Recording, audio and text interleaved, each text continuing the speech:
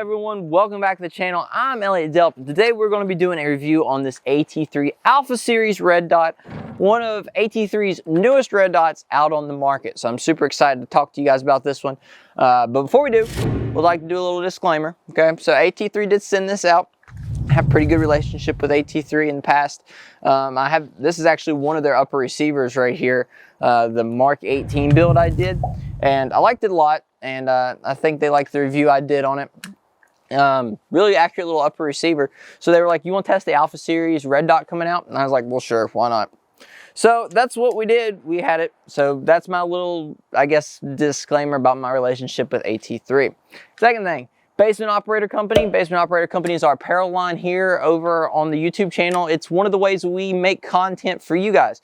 So all the proceeds from Basement Operator Company help fund the channel, whether that's ammunition, new lowers, new uppers, replacing barrels, whatever that may be, it helps fund the channel. So go check that out, basementoperator.com, or first link in the description. Also, we have some pretty sweet stuff. Not only t-shirts and sweatshirts, but we also have stickers like the Canned Goods sticker, which is one of my favorites. Pretty sweet, so go check that out.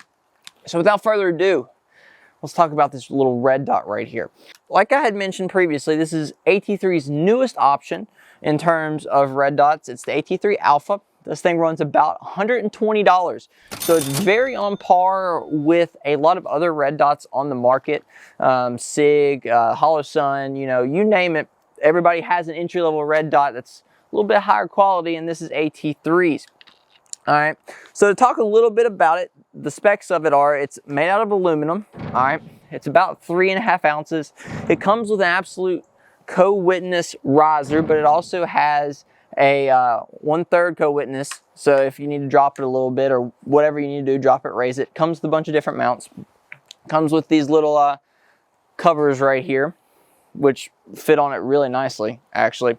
A C2032 battery, which it does come with, and the specs on that, it does have 11 different settings, 2 are night vision, and 9 are kind of your standard red dot.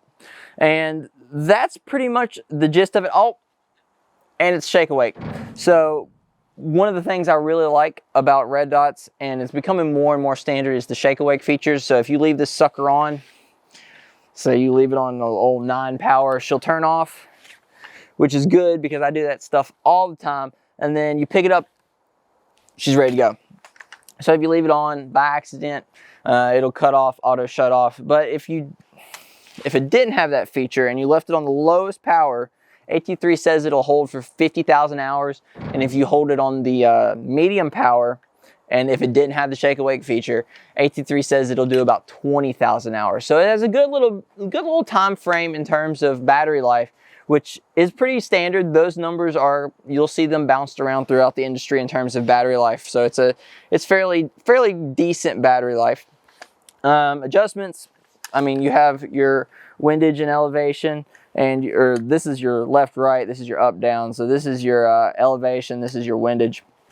Very standard. I think it's 35 MOA in terms of how much adjustment you have. But with a little red dot, I don't find that you need too much adjustment, especially if you're putting it on a 5.56.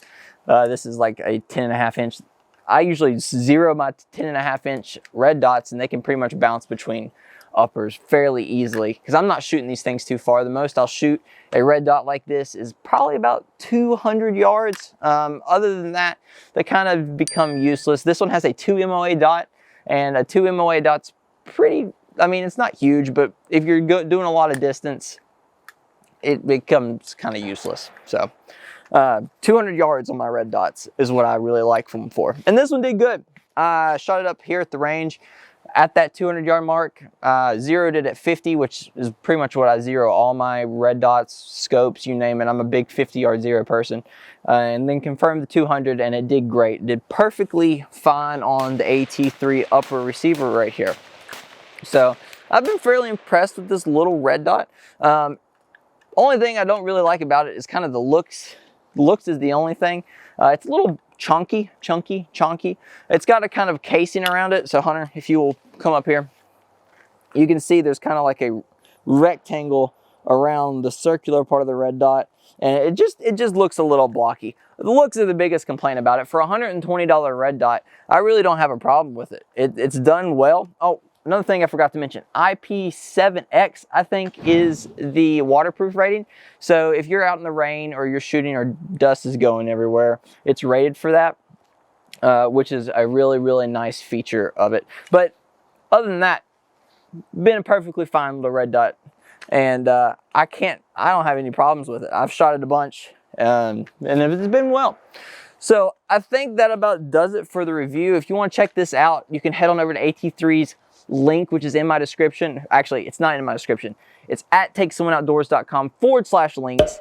There is AT3's link. All right, so you can go check that out there. I really appreciate it if you did. Also, don't forget to follow me on Instagram. There I post some pretty sweet content in terms of like photos of this or photos of AKs or rifles I'm reviewing, all kinds of stuff over on my Instagram. So it'd really mean a lot to me if you went over there and hit that follow button. All right. So I think that about does it for the video. I really appreciate you guys for watching. Make sure you hit the like and subscribe button. And I'll see you on the next one. As always, take someone outdoors. Peace.